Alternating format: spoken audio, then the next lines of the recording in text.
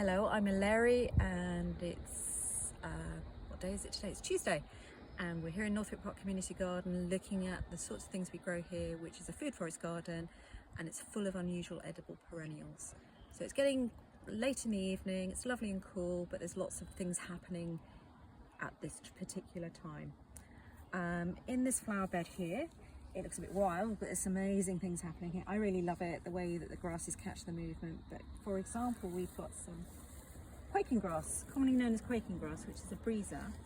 And then what you can do with this is you can take off a head and chew it, and it's quite sweet. It's a strange sweet sensation. If I eat it, it'll stop me talking, but let's go for it. And it's slightly crisp, but the middle of it is quite sweet, so it's really lovely. It's a nice snack. What we've also got in the garden, I don't know if you can see it, but throughout here you can see my favourite, which is salsify, and it's this big dandelion head. So we don't eat the dandelion head, but what we need is the root.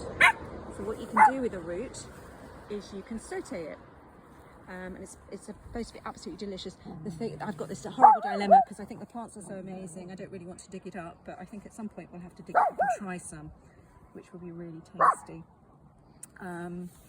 And then we've also got in the middle, you can't see it very well in this one, we've got a Szechuan pepper. So this is going to, I think it's only about, it was only tiny when we put it in, and it's growing quite a lot. It's a bit covered with the breezer grass, but it's a really lovely, Szechuan peppers are amazing. So it'll grow quite big as a plant. It actually takes up quite a lot of space, which is why it's in the middle of the beds. And it has these lovely little red berries, and at the moment I'm going to be very careful about where I stand. You can just see some little flower buds starting. So there's one over here. So this is the berry starting, and they'll grow into a red case, and it's actually the case you eat, not the inside bit. And it's got a really tingly flavour. It sort of sets your, slightly citrusy, and it sets your lips tingling, so it's a bit of a surprise for people. It's probably a bit Marmite in that people love it or hate it, but it's something that's quite interesting. And then things that people may not know, it's the time of year when we see daylilies, Himeracalis. So we've got some Himeracalis here, and in every bed in fact we've got a Himeracalis. So you can actually eat these, so you can eat the buds, and again you can do things, you can cook them, you can saute them, you can serve them in a salad. And I'm not going to eat that one, but I'm going to try and eat one of these, because these are very small, very pretty, very delicate. So I'm going to go for, I'm going to be terrible, I'm going to pull off the bud, I think. So this won't flower, and again that's the tension we have about things that's so pretty. So I am going to eat a daylily, which is nice. It's a bit like a very nice lettuce actually. Slightly sweet, lettuce texture, crunchy, really nice flavour, and something that'd be really good in your salad, and delicious. And then we have all sorts of things happening. We've got lots of currants happening, and Pip, sorry my dog's misbehaving, Pip. Actually I'm enjoying that daylily. It's really nice, currants, all sorts of things. And we've even got roses here, because we bought them, well we've got them, we were donated them, because they're a really good pollinator, but actually you can eat rose petals.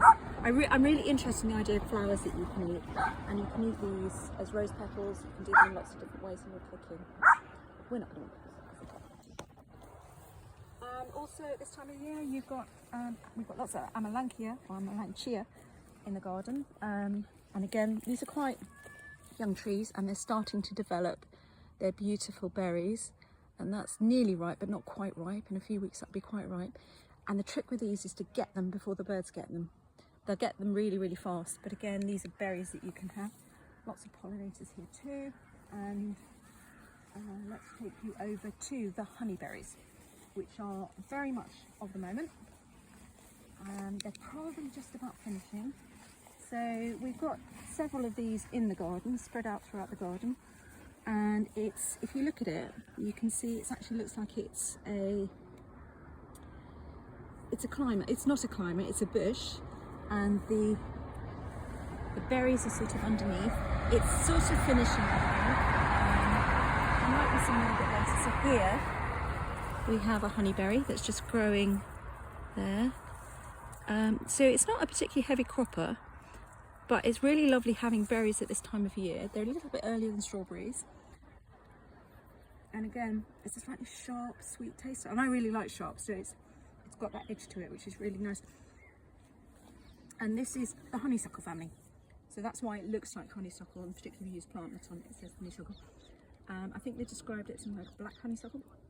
But just to say, you can't eat all honeysuckle berries. I wouldn't advise it, but you have to know that this is one that you can eat. So you just have to be a little bit careful and not help yourself to every single honeysuckle berry. But it's quite a small shrub, so you can tell the difference. I think that's about it. What else can I show you? I can show you.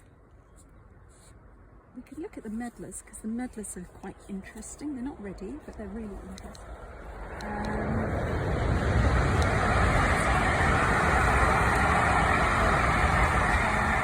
We've got lots of mint growing in between things, and movement, and loads of daisies, which is great.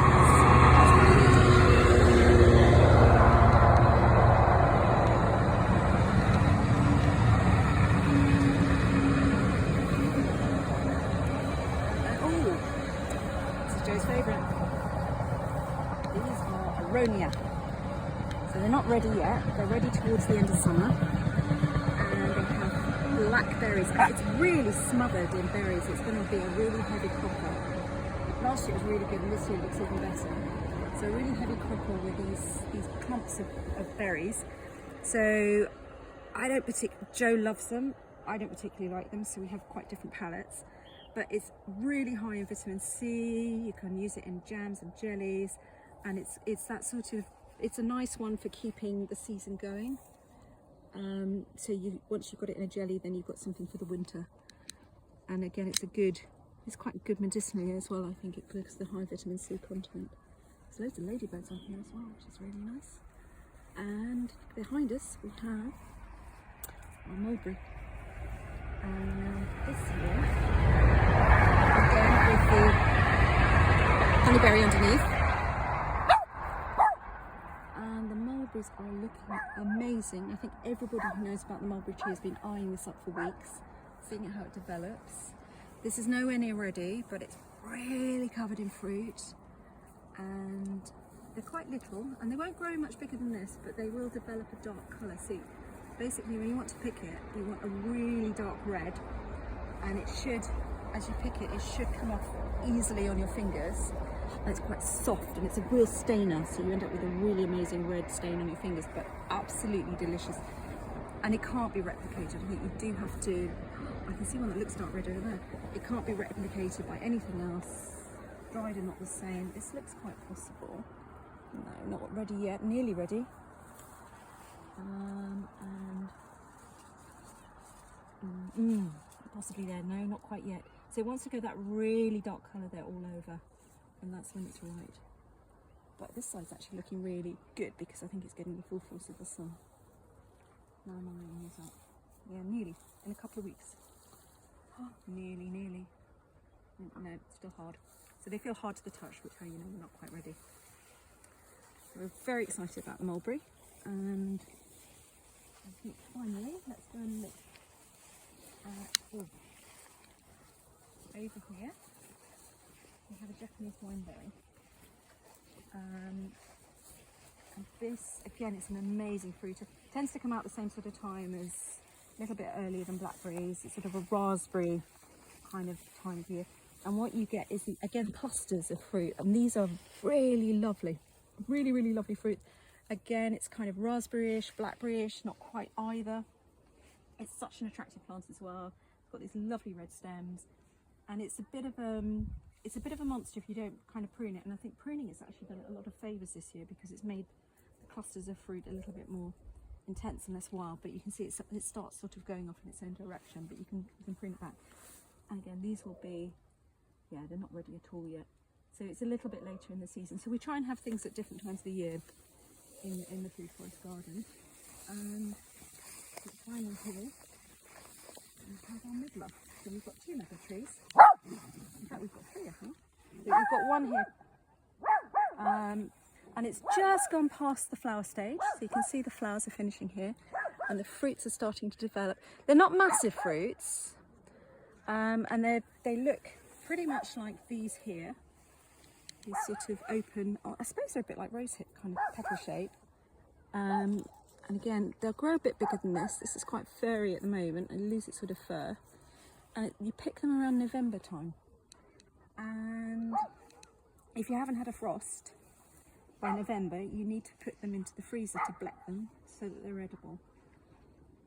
These, and they're supposed to taste of toffee apple. There are two kinds, and we think actually this is the one that you cook, because to eat it raw, it's okay, but it's not amazing. People describe it as amazing, and I think we probably need the table one rather than the cooking one. But it's a fantastic tree, loads and loads of fruit. We've had loads of fruit now, this is the 3rd year. It sort of took a while to get started, but it's a really good cropper. But again, it's a late in the season kind of fruit. So we've got sort of fruit covering, well, basically all year round. We try and have something all year round.